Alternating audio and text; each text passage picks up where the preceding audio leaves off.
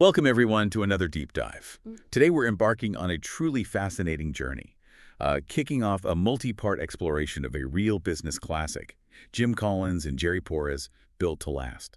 A foundational text for so many people. Absolutely. And you might think you know the secrets to enduring success, especially this idea that it all starts with one brilliant, light bulb moment, that singular stroke of genius. That defines the company right from the beginning. Exactly. It's the story we love, isn't it? The visionary sees what nobody else does, invents something totally new, and boom, legendary company. Indeed, that aha moment, yeah, that sudden flash of genius, it's a powerful and really persistent myth in entrepreneurship. It really is. It's the narrative we love telling ourselves about innovation, painting this picture of a lone genius whose brilliant idea is the only catalyst for everything that follows. But what's truly fascinating here, and this is really the bedrock of Collins and Porras' research in Built to Last, is how it just challenges this very notion. Completely challenges it. Yeah, their work kind of turns conventional wisdom on its head. It reveals a much more complex and, frankly, more human truth about how enduring value is actually created. Okay, let's unpack this then. Our mission today is to tackle one of the book's most famous and, I'd say, counterintuitive findings. Definitely counterintuitive. Which is that truly visionary companies, the ones built to last for generations, often do not begin with a single, brilliant, earth-shattering idea. It sounds wrong, doesn't it? But the data. The data points elsewhere. Instead, they start by building something far more profound. A brilliant and resilient organization. The organization itself. Right. So we're going to explore why long-term success isn't really about the founding concept, that initial spark, but about the company itself being the ultimate, continually evolving creation. The ultimate product, almost. Exactly. So get ready to maybe question everything you thought you knew about how great companies are born and why the idea might be far less important than the doing, the building, the relentless adaptation. We are all, I think, universally just captivated by this narrative of the lone genius. Oh, definitely. The inventor in the garage, the founder with a revolutionary idea that seems to change the world overnight. It's like the Silicon Valley creation myth writ large. Personified by figures like Steve Jobs, right? Exactly. We often credit him with inventing the Mac, the iPod, the iPhone products. They redefined industries. No question. But when you look closer, as our sources suggest, Jobs, while a master at synthesizing ideas, art, technology, he often didn't invent things outright. Right. He was more of an integrator, maybe. A brilliant one. Yeah, he excelled at appreciating and integrating existing power. He designed the Mac, for instance, after seeing the power of graphical interfaces. Something Xerox had developed but couldn't quite leverage themselves. Precisely. And he created the iPod by grasping the joy of, 1,000 songs in your pocket in a way that Sony, despite all its assets in portable music, never quite nailed. It's about seeing the application, the user experience. So this romantic vision suggests that a singular brilliant concept, a perfect initial product or a unique service, is the foundational cornerstone, the magic bullet. That narrative is incredibly compelling, makes for great stories, but it often glosses over the complex, often messy, and very non-linear reality of how enduring companies truly emerge. Messy is a good word for it. Yeah, and Built to Last really pushes back against this. It shows that many of the most influential, long-lasting companies didn't start with some unique, perfect product or a fully formed, flawless business plan handed down by a single visionary. No magic blueprint. Not at all. And the myth can be, well, deeply misleading because it suggests this kind of static brilliance. Like, a company's success is preordained by its initial idea, set in stone. Right, like it's finished at the start. Exactly. But the reality is about dynamic adaptability, this constant evolution and responsiveness that truly sustains an organization. It's much more like a living, growing organism. It implies there's a finish line for innovation, when really it's an ongoing, often quite grueling journey. Okay, and here's where it gets really interesting, because this light bulb moment myth can actually be a trap. At all. Well, it leads people to believe that if they don't have that instant, earth-shattering, revolutionary idea, they just can't succeed. Ah, I see. It sets the bar impossibly high. It creates this kind of paralysis, right, where aspiring entrepreneurs or even established businesses might just chase the perfect idea endlessly, spending years thinking instead of starting to build something, anything. And then letting the market and learning guide them. Exactly. Letting customer feedback, their own iterative learning, shape the path. It's this pursuit of an elusive perfection that often prevents any action at all. Yeah, analysis paralysis. Totally. The truth, as we'll see through some really powerful examples, is far more practical and, I think, empowering. Empowering how? Because it shifts the focus from some elusive flash of insight to a tangible, ongoing, very human process of organizational creation and refinement. It's about the work. Okay, let's take Walmart. When we think of Walmart today, we instantly picture this global retail behemoth, right? A company synonymous with discount shopping, incredible logistics. Unparalleled scale. Yeah. You might assume its founder, Sam Walton, was this grand visionary who had a master plan from day one to dominate retail everywhere. He's legendary. His name is tied to transforming shopping. But what does the source material actually reveal about its beginnings? Was it really a grand strategy from the start? This is a perfect, almost archetypal example of challenging that great idea myth. Many assume Walton started with a pre-designed plan to change retail, but how will you measure your life, drawing on his story, tells us that's not what happened. Not at all. Really? Yeah.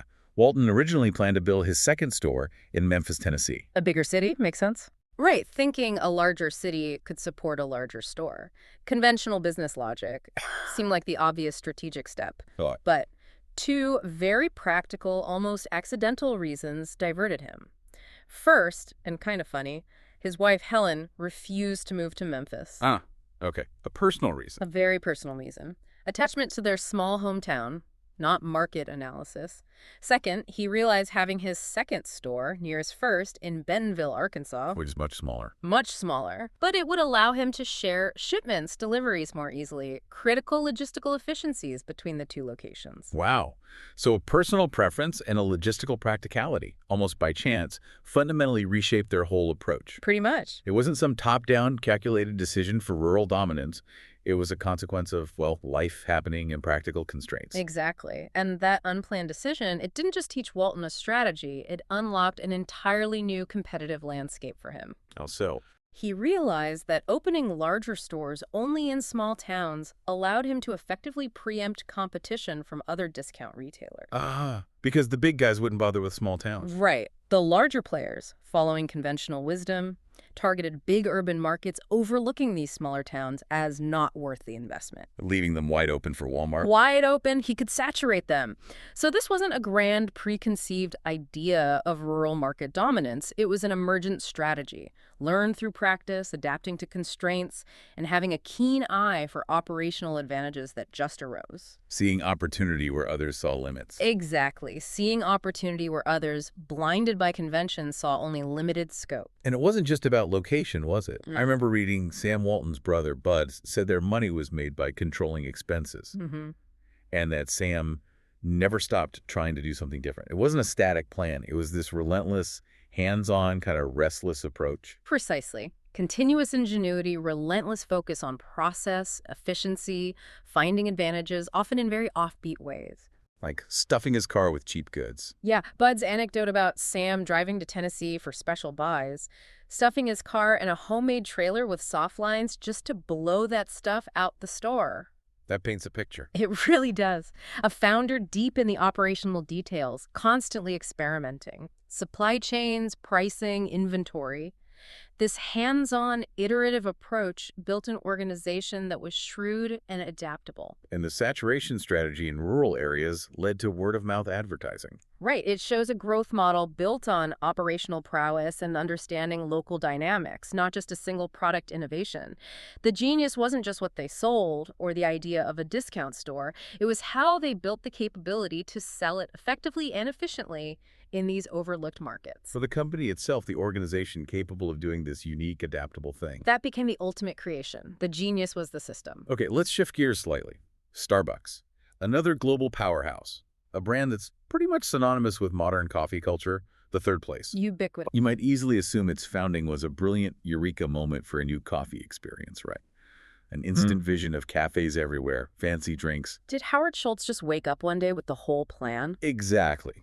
But was it like that? Well, Howard Schultz's book, Pour Your Heart Into It, gives us a quite different picture. His initial venture, Il Journal, was successful, yes, locally. In Seattle. In Seattle. Grew to serve over 1,000 customers a day in a tiny 700 square foot store. It was a thriving local business, sure, and it was filling a void, as Schultz said. Offering something different, that Italian espresso culture vibe. Which was novel in Seattle then, so it pointed to a clear market need, definitely, but not necessarily a groundbreaking product no one had ever thought of. It was a good idea, well executed locally. But not yet a visionary company in that built-to-last sense, that enduring, sprawling sense. Not yet. It was a beloved regional business, potentially. So it proved a concept in one city, showed there was an appetite. What was the critical leap then? The turning point for it becoming potentially visionary? What pushed it beyond local success? The crucial step, according to Schultz, was his eagerness to prove the idea could work elsewhere, to see if that Seattle magic could be replicated. Taking it on the road. Exactly. And this led him to undertake the incredibly risky, capital-intensive move of entering the Chicago market. Chicago. Why Chicago? Why was that so risky? Well, it was a high-stakes test. Could people outside Seattle handle or even want their stronger, richer coffee? And more importantly, could they replicate the experience? The experience, not just the coffee. Right. This wasn't just about the coffee idea. It was fundamentally about the organizational capability to consistently replicate and scale that experience, deliver it reliably in new, potentially unreceptive, definitely different environments. Testing the organization's adaptability, its systems, its culture transplantability. Exactly. It was a huge bet on their ability to execute the idea far more than on the intrinsic brilliance of the coffee itself. Could they build the machine? And I remember reading they invented a proprietary system for serving drip coffee faster, modeled after a beer tap. Yes, for serving 3 kinds simultaneously. Which sounds very practical, very operational, not about a new bean, but about the mechanics of serving. Precisely. It highlights an early, intense focus on operational efficiency and speed as a competitive advantage. Their customers were busy, often in a hurry. Downtown workers grabbing coffee. Right. So inventing the system shows that the company's ultimate creation was becoming the systematic, adaptable organization that could deliver a consistent, appealing, and fast experience. So the coffee was good, the ambiance was nice, but it was the execution and the organizational building, the ability to efficiently meet customer needs, scale that capability, train staff consistently, maintain quality across locations that made it great and enduring. it's the infrastructure for delivering the experience. That was the truly revolutionary part, allowing the idea of a coffee shop to grow into a global phenomenon. Okay, so if the great idea is largely a myth, or at least not enough on its own, what is the real key to building companies that last, these companies that endure for generations? What does a brilliant and resilient organization actually mean in, practical terms? Yeah, how do you move beyond just a good concept? Well, according to the 7 Powers framework, invention, whether it's breakthrough products, cool brands, innovative business models, that's only the first step. Just the beginning. Right. It can't be the last. The critical part is developing what they call power openings. These are essentially sustainable competitive advantages. Things like scale, network effects. Exactly. Counterpositioning, cornered resources, these are strategic characteristics that make the business fundamentally enduring and defensible. Hard for competitors to copy. Precisely. Building advantages that are difficult to replicate, not just having a novel offering. These powers are the strategic characteristics embedded within the organization itself, allowing it to withstand competition and adapt over time. And what's fascinating here is that without these power openings, even a really good invention, a groundbreaking product, can just be easily copied. It becomes a commodity. Yeah, quickly imitated, losing its edge to faster, cheaper, maybe better marketed rivals. That's a common pitfall, right? Focusing only on the product, neglecting the underlying organizational architecture. Totally. Think of Netflix. When they first innovated with streaming video, fantastic idea, incredibly convenient. Game changer. But if they had simply invented the streaming technology without then moving into original content, It would have been vulnerable. hugely, they would have been left with an easily imitated commodity business. Without those unique internally developed assets, the shows, the movies, there would have been no power and little value. Other companies with deep pockets or existing libraries could have just jumped in. Easily replicated the service. The power comes from building those barriers to imitation, those unique characteristics of the organization itself that go beyond the initial offering. So the enduring value is in the company's strategic position, its operational strength. Its distinct capabilities and resources it cultivates and protects. Yeah, not just the novelty of a product. It's the organizational scaffolding that makes the initial idea truly valuable and sustainable. Okay, so what are some tangible examples of these organizational power openings that create lasting value? The kinds of things that make a company really resilient, hard to copy. It can't just be patents or physical assets, can it? Seems too easy. You're right, it goes much further than that. A crucial one, described in Seven Powers, is cornered resources. Okay. And this isn't just about owning a physical asset like a mine or an exclusive patent. It extends significantly into unique talent and the culture that binds them within an organization. The people and the environment. Exactly. The source uses Pixar as a prime example, specifically highlighting its brain trust. Right, the creative core, the directors, writers, artists who shape their films collaboratively, giving that famously honest feedback. That's the one, a collective synergistic group. But why is that a cornered resource? Like a patent. It seems much more fluid, less legally protected. Because their loyalty, their collective genius, it went beyond simple financial calculation. This group of highly sought-after individuals, like John Lasseter, they chose to stay with Pixar even when facing huge offers from other major studios, including Disney. Right, I remember that story. Lasseter saying he could go to Disney and be a director or stay at Pixar and make history. Exactly. That deeply personal choice, that profound commitment to Pixar's unique mission, its intensely collaborative, artist-driven culture, that was a barrier unlike any patent. An intangible asset. A human-driven competitive advantage that money alone couldn't just buy or replicate elsewhere. And indeed, Disney's later CEO, Bob Iger, eventually realized this. When he decided to acquire Pixar. Right.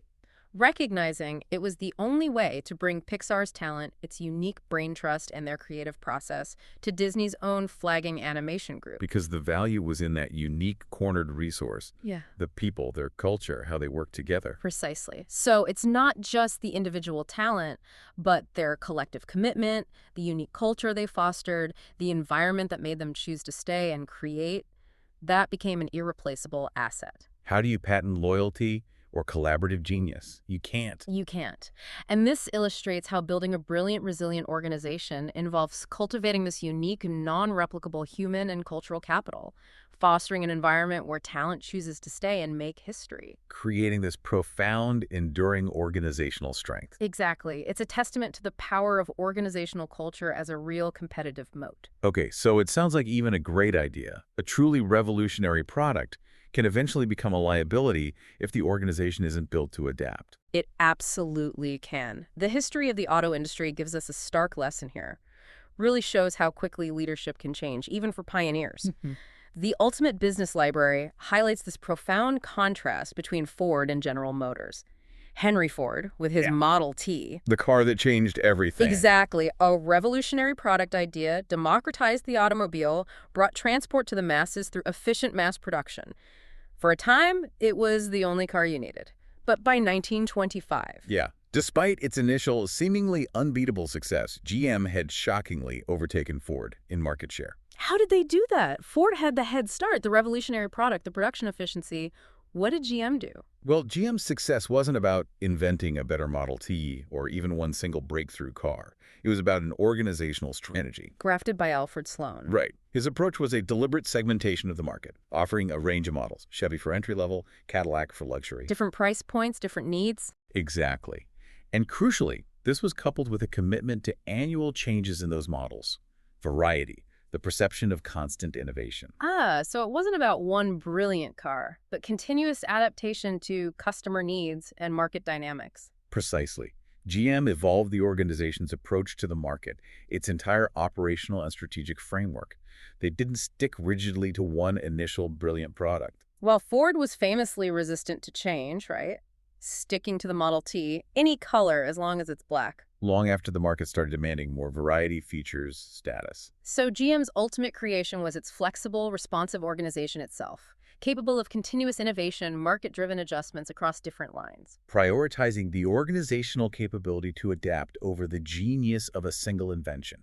That's a huge shift. It really is. It's a prime example of strategic renewal, where the ability to change and innovate continuously across products and segments outmaneuvered a company relying too heavily on its initial great idea. And Drucker noted Sloan's system aimed to eliminate managerial eccentricities, focusing on effective production, jobs, sales, profits. A systematic, almost scientific approach to organizational building. Not glamorous individual brilliance, but meticulous strategic re-engineering of the whole enterprise to be agile, decentralized, market responsive. That continuous effort is what allows resilience. Exactly, rather than being overtaken or just becoming obsolete. Okay, let's look at a modern giant, Amazon. Jeff Bezos started with books online. Seemed simple enough. Was that the great idea that launched the everything store? It seems almost quaint now, selling books online. Right, so was that the singular innovation? Well, the Everything Store, the big biography of Amazon, shows us that while books were a safe starting point, described as prey you recognized easily, Bezos' genius lay elsewhere. Where? In his relentless, almost obsessive focus on building a system and an organization designed for long-term customer value and unparalleled efficiency, not just the product. Like seeing customer calls as a defect in the system. Exactly, and aggressively pushing for self-help tools, a seamless user experience, always striving for systemic perfection. He was fundamentally building an infrastructure for commerce, not just an online bookstore. So not just selling books, but building a new way to sell everything. Yeah. A universal retail platform. The books were just the first test item for the system. That's precisely right. Amazon invested heavily in technology, took aggressive swings with digital things like the Kindle. Which went way beyond physical books. Hugely. And crucially, they also relentlessly focused on fixing and improving the efficiency of its fulfillment centers, a massive undertaking in logistics, automation. That dual focus, front-end innovation and back-end operational excellence. It illustrates his unwavering commitment to the organization as the core product. Yeah. And the key distinction the source makes comparing Amazon to early competitor eBay is telling. What was it? Amazon had battled and mastered chaos. eBay was engulfed by it. Wow. That says everything about organization capability, doesn't it? It really does. Mastering chaos implies this incredibly robust, adaptive organizational structure that can just scale and respond. It's the difference between just letting transactions happen and building a resilient, self-optimizing machine. Indeed. So it wasn't just the idea of selling books or even the Kindle that made Amazon what it is. It was the comprehensive organizational infrastructure, the scalable processes. The commitment to innovation, AWS, Alexa. Right, and that relentless drive to master chaos. That allowed it to continuously expand into groceries, industrial supplies, apparel, art, pharmaceuticals, and eventually dominate. The company itself, the operating model, the customer obsession embedded in its systems. That was the ultimate creation, Yeah. enabling everything else, continuously adapting, always prioritizing the long-term health and capability of the enterprise. Okay, it really seems the path to lasting success is less about resting on the laurels of one great idea and much more about constant motion, continuous, almost tireless evolution. Yeah, stagnation, even after a brilliant initial success, seems like an existential threat, a sure path to obsolescence. Absolutely, the concept of the Red Queen effect. From Lewis Carroll, yeah. Applied to business and blitzscaling. It captures this perfectly. Now here, you see, it takes all the running you can do to keep in the same place. If you want to get somewhere else, you must run at least twice as fast as that. Not just a whimsical quote, right? A profound strategic imperative for enduring success in dynamic markets. It speaks to the never-ending need for change. It fills you with both fear of constantly having to innovate and maybe hope that new opportunities are always emerging if you're fast enough. That image of the Red Queen running furiously just to stay still, it really resonates. It's almost terrifying, isn't it? Even standing still means falling behind. You can almost feel the sweat thinking about it. But how do you, as an organization, actually maintain that pace without burning out, without succumbing to constant chaos? Sounds exhausting. It's a critical challenge. And this isn't just about product cycles or immediate threats. It applies to strategic renewal, organizational development at a fundamental level. As strategic flexibility notes, all organizations face a paradox between renewal and preservation. Think about it. You need stability for internal cohesion, to execute daily operations, avoid chaos. You need clear processes, established teams. Sure, you can't change everything every day. But if it's too stable, too rigid, it just can't adapt to lightning-fast market changes, new tech, evolving customer demands. It's a tightrope walk. Renewal versus preservation. Exactly. Renewal is essential because most organizations cannot innovate as fast as the market, especially when they are stable. So this continuous effort, this running twice as fast through iterative learning, experimenting, strategic pivots, that's what allows resilience. Instead of being overtaken by the next great idea or just becoming obsolete. So what happens when a company fails to adapt its organizational model? Even if it has a history of great ideas and maybe even invented the technology that disrupts its market, the consequences can be, well, devastating, a real cautionary tale. Kodak is that tragic yet incredibly instructive example. Analyzed well in Seven Powers, Kodak's business model was legendary. Built on film sales. Wildly profitable film sales. A formidable cornered resource back then due to scale, manufacturing edge, distribution. They even offered the first Brownie cameras back in 1900. So a long history of innovation, market leadership, made photography accessible. Film and Kodak were almost synonymous. Right. A company known for ideas and innovation, a true pioneer. But they still famously missed the digital revolution. Which seems to contradict our point if they actually had the digital idea first. Not entirely, and this is where the nuance is absolutely crucial. What's often overlooked is that Kodak actually offered the first digital camera in 1975. Wow, that early. So it wasn't a lack of the idea. No, their failure wasn't a lack of the idea or the tech capability. Their profound misstep was a failure to counterposition. Counterposition, what does that mean exactly? It means adopting a new business model that's superior to and directly undermines your existing, incredibly profitable one. For Kodak, their existing film business model was immensely profitable. A cash cow. Exactly. So a substantial investment in digital would directly cannibalize their core revenue stream film sales and processing that made billions. The new disruptive approach of digital was seen as unattractive precisely because their established business assessment was naturally biased towards protecting that existing cash cow. Even as it was becoming obsolete. Right. Their organizational structure, their profit orientation built around the successful film business effectively prevented them from fully embracing the disruptive tech, even though they invented it. An internal systemic roadblock. Yeah. Self-imposed strategic blindness. Precisely. They couldn't break free from the constraints of their existing great idea, the film business, and the powerful organization built around it. The very success of their past became a blind spot. Demonstrating how a brilliant initial concept can become an organizational liability if the company can't strategically redesign its operating systems, embrace new value chains. Exactly. A powerful lesson that organizational agility and a willingness to disrupt one's own success, even when it's painful, are paramount for long-term endurance. Okay, so how do leaders ensure their organizations can embrace this continuous change? Especially when it requires tough choices, maybe against immediate profits or ingrained practices, something that demands a certain kind of leadership, clarity of vision. Peter Drucker, in The Effective Executive, emphasizes asking that fundamental question, what needs to be done, and then setting clear priorities based on that. Not just what's profitable now or what's easy. No.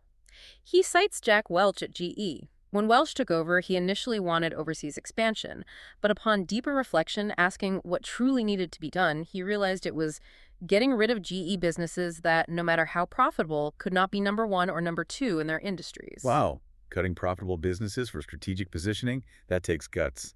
Many leaders would shy away from that. Absolutely. It's a relentless focus on building a stronger, more competitive organization at its core, rather than just clinging to every existing product line. Welch understood enduring strength came from market leadership in key sectors, even if it meant shedding profitable but non-strategic assets. Similarly, Ben Horowitz, in The Hard Thing About Hard Things, talks about a CEO he advised. The CEO's entire team unanimously agreed buying a company called Tangram was a bad idea. Old tech, integration difficulties. Sounds like a reasonable assessment from the team. It did, but the CEO decided to buy it anyway, his reasoning. I didn't care about any of that. Okay. Why? It points to a strategic imperative beyond the immediate idea or technical evaluation, maybe focused on broader long-term organizational goals, acquiring talent, market access, a strategic position the team didn't fully see in their tech analysis alone. So leadership prioritizing the overall health, strategic positioning, future capabilities of the company itself, building capacity and power, even against consensus. It absolutely reflects that strategic mindset where the organization is the ultimate creation. Its resilience, its competitive strength are paramount. These leaders understand the company's value is in its ability to execute, adapt, build power, even if it means challenging conventional wisdom about good ideas. Building a system that can continuously generate and leverage ideas, not just depend on one. Exactly. Looking at the big picture, making tough, sometimes unpopular decisions for the long-term vitality of the enterprise. Okay, so for those starting something new today, maybe without a big existing organization or a huge war chest, how can they apply these lessons? It sounds less like needing a grand blueprint, more like running an ongoing scientific experiment. Yeah, a process of discovery, not just invention. The lean startup philosophy popularized by Eric Ries is a direct, incredibly relevant answer here. It explicitly advocates a commitment to iteration. Successful entrepreneurs in this model don't give up at the first sign of trouble or cling rigidly to their initial vision. Instead, they pivot. Pivot when elements of the product or strategy are flawed or market feedback points elsewhere. Right. The initial idea, that spark, isn't sacred. The overarching vision might be, but the means to get there are highly flexible. So the initial idea, that light bulb moment people obsess over, is just a starting hypothesis, a first guess, not the final answer. Precisely. Allows for flexibility, responsiveness from day one, rather than trying to perfect something in a vacuum. Makes sense. The core goal in Lean Startup is to explicitly state your assumptions about the market, the product, customer behavior, and then test them rigorously. Through things like minimum viable products, feedback loops. Exactly. And this process is driven by genuine desire to discover the truth, underlying the project's vision, not just a desire to prove the initial idea was perfect. A scientific approach. It is. It prevents founders from being blinded by their initial great idea. Instead, it fosters a learning organization that continuously refines its approach based on real-world data, validated learning. Building adaptability, experimentation, that scientific mindset into the DNA of the organization right from the start. Acknowledging that the path to success is rarely a straight line, but usually a series of measured adjustments. Hashtag outro. So as we wrap up this first part of our deep dive into Built to Last, it just becomes abundantly clear, doesn't it? That romanticized notion of the great idea magically creating a visionary company. It's largely a myth. It really seems that way based on this research. We've seen how companies like Walmart and Starbucks didn't start with some revolutionary flash about their ultimate scale or market dominance. No, it was emergent strategy, continuous adaptation, a relentless, almost obsessive focus on building a robust, resilient organization. Shaped by practical realities, unforeseen circumstances, a profound willingness to continuously refine their approach, far beyond the initial product or service. The ultimate creation, then, isn't just a brilliant product or service, although those can be powerful catalysts for sure. It's the company itself. A dynamic entity. Capable of learning, iterating, adapting, accumulating power over time. And this power comes from cultivating unique resources, like Pixar's brain trust. Or developing flexible structures like GM did. Or obsessively perfecting systemic efficiency and customer value, like Amazon does. It's the enduring capability of the enterprise, its internal operating model, its culture. Not the fleeting brilliance of a single concept. Yeah. That's what defined long-term success. Exactly. This powerful challenge to the light bulb moment, myth, reminds us that enduring success is an ongoing, often messy process. Construction, refinement, strategic choice. Not a single act of inspiration. It's the daily grind, isn't it? The constant asking what needs to be done, the courage to adapt, the painstaking effort of building the right team and culture that truly constructs something meant to last. It means celebrating the architect and the builder, maybe just as much as the initial inventor. It encourages us to look beyond that initial spark and appreciate the incredible ongoing effort of organizational building that truly defines these visionary companies. Emphasizes that the long-term advantage lies in the capacity to evolve, execute flawlessly, continuously reinvent, far more than the initial concept. Which raises, I think, an important question for you, our listener. If your organization, or maybe even your own career, is the ultimate creation you are building, what limiting factor might you be holding on to? Maybe that belief you need the perfect idea to get started. Or, conversely, what strengthening element, a unique skill, a collaborative network, a commitment to continuous learning could you add to build its enduring power, rather than just waiting for that next great idea to magically appear? Think about it. The work of building is constant, but the rewards, they can be visionary.